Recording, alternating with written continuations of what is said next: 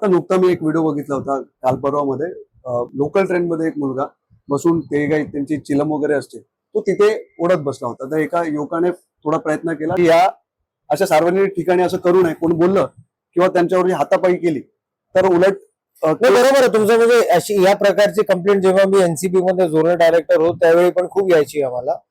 तर हे तुमच्या माध्यमातून सांगू इच्छितो की आता 112 तुम्हाला माहिती आहे मुंबई पोलिसचा नंबर आहे, आणि दुसरा एक स्पेशल हेल्पलाईन आहे एनडीपीएस करिता, त्याला म्हणतात मानस हेल्पलाईन 1933.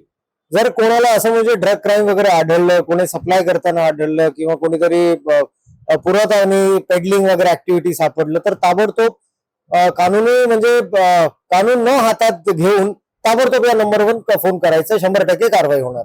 दुसरं तुमच्या प्रश्नाचं उत्तर म्हणजे हे सांगतो मी की जेव्हा तुम्हाला जर असं वाटतं की तुमची सिक्रेट आयडेंटिटी ठेवायची आहे तुम्हाला, तर तुम्ही ह्या नंबरवर फोन करून किंवा मेल वगैरे पण करू शकता.